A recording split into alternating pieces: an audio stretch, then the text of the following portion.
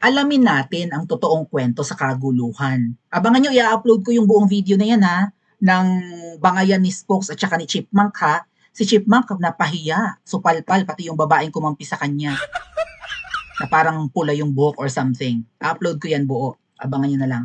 Pero abangan natin yung kwento, kasi merong umattend dyan sa birthday ni Chipmunk na isang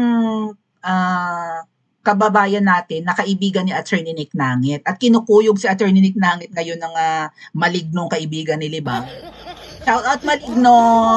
Isang maling ihip ng hangin lang, malalaman na panutsa ka na. Okay? Ano kayang spray net ang gamit mo? Bakit talagang... anyway. So, ito yung post ni Attorney Nick Nangit, mga kababayan. And kumbaga may insider siya may isang OFW na kaibigan ni Attorney Nick, Kabunganga ang tawag nila or Nickster, na nandun pala sa birthday celebration ni Chipmunk. Eto. Basahin natin ha. Shoutout po doon sa kabunganga ni Attorney Nick na nasa the Netherlands. Parang kilala ko to, parang maigsi yung buhok nito, no? So yung fiasco raw or ang kaguluhan doon sa the Netherlands, sa birthday ni Chipmunk, ibig sabihin mga ate at kuya, masama ang ugali ni na Chipmunk at na booking pero hindi inyo makikita yan sa page niya. Okay, pinost na ni Miss Marley ko yung video, kung hindi man i-upload ko yan sa YouTube. Ayon sa ating direct sources sa What the Heck or sa The Hague, ganito ang totoong nangyari, itong kaguluhan ni Spokes at saka ni Chipmunk. May nag-birthday, so si Chipmunk yon. Ayaw niya sanang pumunta. Si Chipmunk, ayaw pumunta sa The Hague, sa Duterte Street, para mag-celebrate ng birthday niya kasama ang mga supporters ni FPRRD dahil wala naman siyang ambag. So siguro, kuripot, ba't hindi ka maghanda, Chipmunk, somewhere, maybe sa tinitirhan mo, mag-invite ka ng mga kaibigan mo, maybe kailangan mong kumita, kailangan mo ng mga pa-stars, kasi trending lagi yung mga ina-upload ni Chipmunk ng mga video, pati binati pa siya ni Kitty ha. Oh. So, alam niyo yung ganong engagement, monetized yan for sure, no? Bukod siguro sa mga ads, may mga pa-stars pa yung mga nanunood ng live niya or mga videos niya. I think may mga bonuses pa or something sa Facebook. Hindi kasi ako monetize sa Facebook kaya hindi ko alam eh. Shoutout 167, buti pa si 167 mukhang alam niya yung mga yung mga technicalities ng monetization ng Facebook. Ako hindi talaga. Wala akong kinikita sa Facebook kaya hindi, kasi marami akong violations. Ina-mass report ako ng kulto ni Libag. At ng mga, hindi naman ako minamass report yata ng mga Pinklawan at saka ng mga loyalista. Ang nagmamass report sa akin ang kulto ni Libag. Right? Tama, hindi mo pera yan group. Tama, mga Dutertista. And maybe, hindi lang sila, kundi ang mga troll farms ni Prutas. At kung kanin-kanino pang troll farms. Kasi kapag ang topic ko yung mga double agents, umuulan at binibisita tayo ng mga trolls. Now na this. Kapag silibag ang kaya mga kababayan ninyo papansin, hindi ko tinitigilan si Libag ng ng pang-aasar sa page ko sa Facebook. Ganoon talaga. Nag-enjoy ako eh. Sorry Kalibag. Nagkamali ka ng inaway. Tapos ngayon dami mo ng kaaway, di ba? Anyway, going back doon sa kaguluhan naman sa The Hague. Syempre si Libag, team yan? Si Libag ay team Team Chipmunk. Ako naman, team Harry Roque. Bakit? Team Handle si Spokes di ba? Ayan ha. Wala naman daw ambag si Chipmunk sa handa sa kanyang birthday. Pagkain, di ba? May humba pa. Okay ng gina. Sana ma-realize ng mga nagregalo ng pagkain kay Chipmunk na hindi niya deserve ang ipaghanda. Right? Wala siyang ambag sa mga handang nakahain doon na tumikim si Spokes at kumain. Di ba? At saka nagpapapayat daw si Chipmunk dahil magkakaroon ng event soon. So I think sa next month yan, September. Hearing ni PRRD, for sure may event doon. Kung saan siya ay may gagampan ng papel at nako-conscious siyang maging masyubis by then. Nako-conscious daw si Chipmunk na tumaba so wala siyang balak kumain. Nagpapapayat daw si Chipmunk. Anyway, may mga magagandang kalooban sa What the Heck or sa The Hague na nagluto para sa kanya at sa iba na rin kasi I think dalawa yung may birthday. Hindi lang si Chipmunk. Ganyan kasi ang bayanihan ng mga Pinoy. Understood? Ha? Ganyan ang bayanihan. Ganyan ang mga Pilipino kahit hindi mo kadugo. Basta kaibigan mo, kakilala mo, willing kang i-accommodate. Bakit ang mga taga Netherlands na mga Pilipino ay masasama ang ugali? Tuloy hindi na nagbabalikan ang mga Pilipinong kung saan-saang bahagi ng Europa, 'di ba? At kung saan even taga US pumupunta diyan, si Miss Marlica nga pumupunta at ang kanyang team. Maraming dumadayo sa dahig. Even yung mga nasa Pilipinas gustong pumunta ng dahig, ipakita lang ang support kay PRRD. Kapag mali ang desisyon, tama ba? Agree kayo mga kababayan? Kapag mali ang desisyon ng ICC kay PRRD at hinatulan nila ng guilty, saan magtitipon-tipon ng mga Pinoy? Of course, sa dahig. Ang mga OFWs for sure magrarally, magpi-people power. Agree? Pero parang may sumasabotahe, kaya tinatabangan ng bumalik ang mga OFW sa dahig. Yan ba ang misyon ni na Chipmunk? Ng kanyang kaibigang Aldog? Na kumakapanlait, akala mo magandang akla, ikutis bayag? Kasi nilalait ni Aldog si 167. Right? Kung makapanlait yung Aldog, akala mo makinis. Masama ang ugali. Pero hindi halata. Kasi malinis ang page ni Chipmunk. Walang mga post doon ng kabalahuraan. Siguro, at saka siya Alam mo, Chipmunk, kaya ka kini-question namin. Binabalahura ba si spokes ng patalikod, even si Miss Maharlika? Pero hindi mo kayang balahurain ang nagpakulong kay PRRD. Kung ganyan kayo ka, parang ulol na ulol, nung binuking kayo ni Spokes at ni Miss Maharlika nung mga nakaraang buwan, I think ang mga June yun, June yun eh. Diba? Kung ganyan kayo ka, parang nauul na aso umatake kay Spokes at kay Miss Maharlika, bakit hindi nyo yan magawa kay Liza Tanas at kay Narcos Bangag na siyang nagpakulong kay PRRD? Ang puro pa utot nyo, love, undying, unwavering support, mahal na Miss Tatay Digong. Mga kababayan, kung ang halimbawa ilagay nyo yung sitwasyon nyo sa ganung uri ng pangyayari. Kung ang magulang nyo ipinakulong ng kapitbahay nyo, halimbawa magulang nyo, tatay, nanay, lolo, ipinakulong ng kapitbahay nyo, ano ang magiging stand nyo? Mahal na mahal ko yung magulang ko na nakakulong. Ganun lang? Hindi kayo magagalit sa nagpakulong? Hindi kayo magwawala sa galit? Dahil ang mahal nyo sa buhay, ginanon? Diyan kayo magtaka sa mga mambubudol na double agents. Okay? Manggagamit lang ng mga Duterte supporters, pero hindi kayang magalit sa gumawa yan kay Tatay Digong. Kung todo po, ganito ka ang pagsuporta namin eh. Ayaw namin mang-away nung nagpakulong kay Digong. Gusto namin, pahayag lang namin ang pagmamala. Otot! Tigil-tigilan nyo kami sa kaplastikan ninyo. Yan na nakuha ni Spokes. Plastic. Yung magkaibigang yan sa dahig. Anyway, may mga magagandang kalooban sa walay na nagluto para sa kanya, sa iba rin, ganyan kasi ang bayanihan ng mga Pinoy. Meron ding taga-UK na may magandang kalooban na nag-sponsor pa. Tuwang-tuwa ang Leo. I think ang ipinanganak sa ganitong buwan, August, ay Leo ang zodiac sign. Ay aral ni Attorney Nick ang astrology. Good luck, Chipmunk. Siyempre, nose-line yan ng mga kabunganga nexters or alam ng mga kabunganga, itong mga supporters ni Attorney Nick, na narcissist at proud na proud ang zodiac sign na yan. Ang mga Leo raw katulad mo, Chipmunk, ay mga narcissists. Basta't nasa center of attraction or destruction, like nila. Gusto kasi ng mga Leo raw, or ang zodiac sign ay yung lion, na sila yung center of attraction or center of destruction. Gusto nila sila yung star. Ngayon, alam ni Attorney Harry Roque na may magbe-birthday. Pumunta siya, kumain sa handaan, natural. Alangan namang mag-inarte pa siya at gawa ng storya. Masaya siya. Dahil nga nagkita sila nung magbe-birthday, masaya rin nagkakainan ang mga nandun, ng mga Pilipino. Ngayon, may maligno na wala sa wadahig at ginawa ng istorya. Binagyan ng pangit na kulay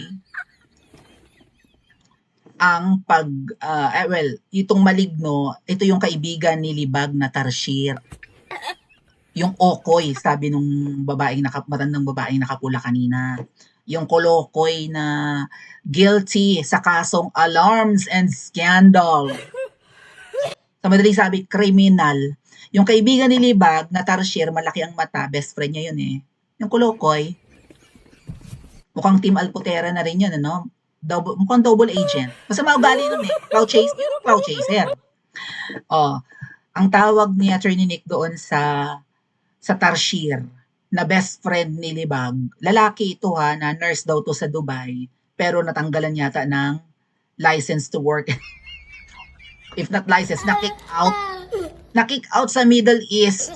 Kaya hindi na siya makapag-practice ng kanyang nursing profession. Baka hindi lang sa Dubai or sa Middle East, baka pati sa Pilipinas kasi wala namang trabaho eh. Pala natin malaki na ang kinikita sa pagiging DA, no, or double agent. Ginawa ng storya, nag-share yung Maligno, ang tawag na Attorney Nick. Maligno raw. Yung sinasabi kong isang ihip lang ng hangin, mabubuking na yung kanyang panot. Kasi hold ng spray net yung buhok niya. I don't know, spray net kaya yun, or wax, or whatever. I don't care. Kasi mukha naman talaga siyang maligno eh. Diba?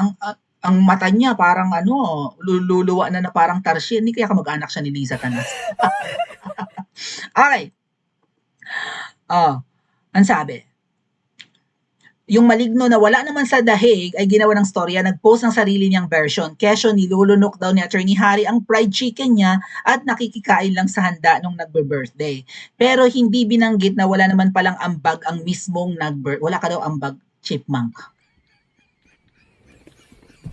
Ikaw ang may birthday, wala kang handa? Ano ka, feeling star ka talaga? Maano man lang bang magpalitsyon ka, birthday mo yan? Tuwan-tuwa ka na may nalilibre sa'yo. Wow, nag-birthday ka na walang kagastos-gastos. Ganun ba, chipmunk? Sige nga, mag-post ka nga. Sige nga. Kontrahin mo tong sinabi ni Attorney Nick.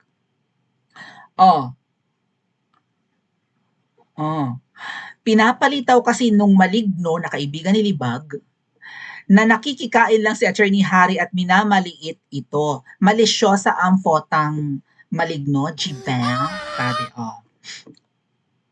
Tapos, sinabayan pa ang putak ng Maligno ng isang friendship pa man din ng nagbe-birthday. Ito na yung Aldog. Kasi shinare ni Aldog, nakita ko, shinare ni Aldog yung post ni Maligno na Tarsier na Okoy.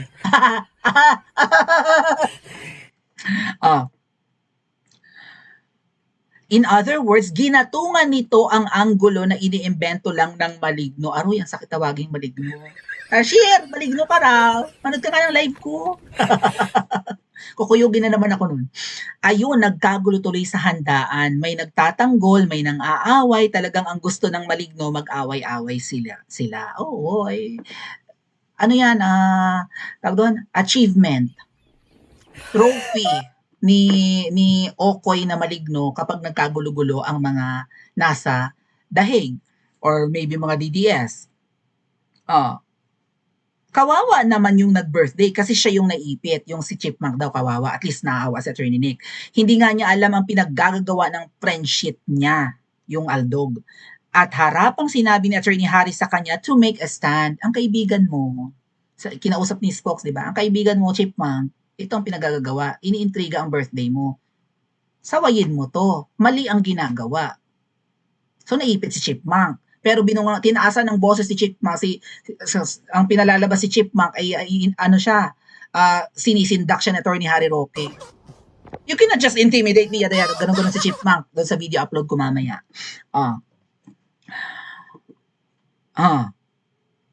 Tama ba o mali ang friendship niya? Yun yung kumbaga sinasabi ni Spokes Harry Roque. Sabi naman ni birthday celebrant, mali, kaya nga pinapa-take down niya yung post. Hindi tinake down. Hindi binura ni Aldog yung post niya na yun. Yung pag-share ni Aldog ng post ni Maligno na kaibigan ni Libag. Sabi naman ni birthday celebrant, mali kaya pinatake down. Ewan na lang kung ginawa na nga o ma-chicken fried. Hindi binura. Wala. Naka-post pa rin sa page ni Aldog. Alam nyo, yung mga malignong ganyan ay wala talagang magawang matino sa buhay nila. Narinig mo, Kolokoy? Wala kang magawang matino. Sabi, shady ang pinanggalingan. Kasi ano ba yung mga yan? Loyalista yan, pagkakaalam ko mga kababayan. Silibag walang hilod every other day, at saka si Kolokoy, na maligno ang tawag na Attorney Nick, mukhang, well, loyalista sila. Mga mangga vloggers yan eh, di ba? And malay natin, baka pinklawan pa yung mga yan. Kasi hindi ganyan ang ugali ng DDS. Hindi ganyan ang ugali ng Duterte supporters. Agree? Oh. So, saan galing na lupalok itong magkaibigang itong nakakagulo sa atin? Agree? Oh. Marami ka raw baho na itinatago, maligno. Attorney Nick, kung hindi mo alam, guilty yan. May kaso yan na alarms and scandal sa Camarines Sur. O, kababayan pa yan ni Lugaw. Nangampanya pa yata yan kay Lugaw. O, saan tayo? Pati mga kampon nila, iisa ang hilat siya. Ay, ganun ba? Ang kulto ni Nalibag. At saka nung mga double agents at Team Alputera. Puro bayaran kasi ang mga yan. Narinig mo, maligno? Bayaran kayo. Hindi galing sa akin, galing kay Attorney Nick. Sino nagbabayad sa inyo yung prutas na maaslong? Worse, baka si Tamba, baka kayo ang totoong bayaran ni Tamba. Bato kayo ng bato yan sa amin, wala kayong pruweba, wala kayong may pakitang proof na binabayaran kami Tamba, baka kayo. Or maybe si prutas ang nagbabayad sa inyo. Yung maraming matang prutas. Pero dati pariha ba? Yung mahaba lang ang prutas na yun na gano'n. 'Di ba? Tapos naging marami na siyang mata. Si Kugit ang tinatawag. Biro mo, ganun ang prutas naging pinya tapos naging kugita sa dami ng galamay. Oh. Puro bayaran kasi ang mga yan. Nose line ng mga kabunganga nixters ang modus nyo. Kaya't hindi nyo mauuto o maloloko sila ng mga ka-etsyusan nyo. Pare-pareho lang silang mukhang pera. Kaya gusto nila sila lang ang papakinggan. Dahil nga isinusulong nila ang gusto ng nagbabayad sa kanila. Ano yung gusto ng nagbabayad? Malamang manabotahe. Hindi lang sa Pilipinas, hanggang dahig. Kita? Dahil nga isinsulong nila, plus walay naman talaga silang matitinong karera. Paano pa magiging nurse yon kung may kaso or whatever? Well, sana mag-nurse na lang siya sa Pilipinas. I don't think na mag-nurse sa Pilipinas tong maligno. Alit ng sweldo ng mga naris sa Pilipinas. Siyempre, sa ibang bansa ka, kaso mo, hindi na yung magiging nurse sa Middle East kasi may skandalo rin sa Middle East yung kaibigan ni Libag. Oh. So is Libag mukhang hindi ka na di ba humawa ka ng posisyon sa gobyerno, sa electric kuning-kuning, na allegedly sumasahod ka ng 22,000 pero natanggal ka doon dahil sa issue ng iyong pakikiapid. Nagtatanong. Hindi pa sinasagot ni Libag ha, kirida daw si Libag. Pag-usapan natin siya sa susunod na vlog. Exclusive for Libag.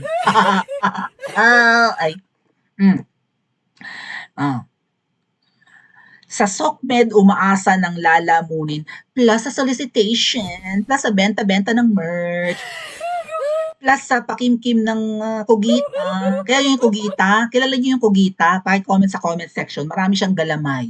Dati siyang prutas, naging kugita. Marami siyang transformation na ginagawa. Kaya nabubudol niya or pilit niyang binubudol si VP Sara.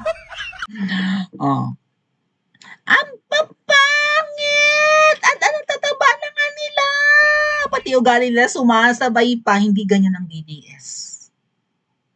Okay? Ang winawarla ng mga DDS, mga pinklawan lang, mga politikong kurakot, and yan, yung kampo ni na narcos bangag. Pero itong mga peking ito totoong peke. Totoo na nga peke pa. Yan, si Nalibag at saka si Maligno. Okay? Ang papangit nyo raw, Maligno. At ang tataba, katulad ni Libag, kailangan pang mag-girdle. Oh, mga fishty na naka-lock profile susugod sa pahinang ito para hilain ako sa katarantaduhan niyo pes manigas kayo. Di tayo magka-level. Every time na natatapik si Libag at ang mga double agents, marami pong sumusugod na mga naka-lock profile. Hindi ko nilalahat na naka-lock profile ay trolls ha, pero karamihan sa mga trolls naka-lock ang kanilang profile. Parang bagong gawa at ayaw makalkal, no? So, yan. Ang aral, piliin nyo na lang at pakinggan kung sino talaga nagsasabi ng totoo. Tandaan, walang lihim na hindi nabubunyag. Best of all, karma is a biatch. Katulad ni Libag, inireklamo na sa UP Baguio. Diba? So yun pala ang totoo mga kababayan. Na iniintriga itong pagpunta at pagdalo ni Spoke sa Roque sa birthday ng Chipmunk. At itong Chipmunk naman na to, hindi man lang niya sawayin ang kanyang kaibigan. Kasi behind Attorney Roque's back, pinagtatawadan nila si Spokes. And wala si Miss Maharlika doon, so walang kakampi si Spokes, Harry Roque. So Miss Maharlika, balik-balik na ulit sa dahig. Ano? Maybe I should go to The Hague as well. And then, tingnan ko na lang. Sino yung nagsabi sa akin na taga Netherlands, gustong-gusto akong i-invite? Baka pumunta ako dyan. Makikipagwarlahan ako. Right? Kakampihan kita, Spokes. Pipilitin ko makapunta ng dahig para may kakampi si Stokes. Agree? Miss Maharlika, balik na doon agad, ASAP. No, suplahin ang mga attitude. Actually, mga kababayan, nakakalungkot ha. Dito sa bangayan na to, ni Spokes, Harry Roque at Chipmunk, may mga banateros na kumampi kay Chipmunk. Ang sabi siguro sa susunod nating vlog, nakikain ka na nga lang, inaaway mo pa. Nabasto si Spokes. Nakikibagay na nga lang yung tao, mabuti nga hindi ma-eri si Spokes, nakikisalamuha sa ordinaryong tao. Kung tutuusin, dapat meron siyang, di ba, celebrity attitude. Or dapat may ganun siyang level na hindi ako makikasalamuha sa inyo unless kailangan. Pero si Spokes, nakilala ko nga yan in EDSA, nakilala ko in Davao, nakilala ko sa Liwasan. Sa mga rally-rally, nakasama namin. And mga kababayan, hindi yan yung pa-celebrity na nasa tent lang, nagtatago lang at hindi nandun siya sa backstage. Nandun siya sa mga ordinaryong tao. Willing makipag-picture, ganyan, tinatagaktak na ang pawis sa init. 'Di ba? Mayaman yan, sina Spokes. Yun, dati hindi ko yan gusto dahil nga sa pambi-brainwash ng mga nakasama kong vlogger in Davao. Kung ano-ano ang mga sulsul nila ng i-discuss sa susunod nating live. Kung ano-ano yung paninirang ibinabato nila kay Spokes na napatunayan kong hindi totoo. Meron pong character assassination, may demolition job na ginagawa against Spokes Harry Roque. Lalo pat nagbibigay siya ng sound advice kay Ma'am Hanilet at sa mga Duterte kung paanong makakalaya agad si PRRD na hindi naman magawa-gawa ni Kaufman. At ang Kaufman ay insecure at affected masyado na kaibigan ni Spokes si Ma'am Hanilet. Pero ang mga double agents satisfied sa kabagalan ni Kaufman at hindi man lang nakikita yung effort ni Spokes Harry Roque na dyan na nga nag-seek ng asylum para kasama ni PRRD, at least nandyan din siya, hindi lumalayo. Na-appreciate niya ni Kong Pulong si Spokes Harry Roque. Anong sabi ni Kong Pulong? Paglabas ng tatay namin, ikaw agad ang unang hahanapin. But despite that, inaatake pa rin si Spokes ng mga double agents. Iniintriga. At gustong-gusto yata ng mga nasa dahig na huwag nang pumunta doon si Spokes lagi para hindi mabuking ang kanilang masasamang ugali. Agree? Pa-comment po sa comment section at mag-like and subscribe din po kayo.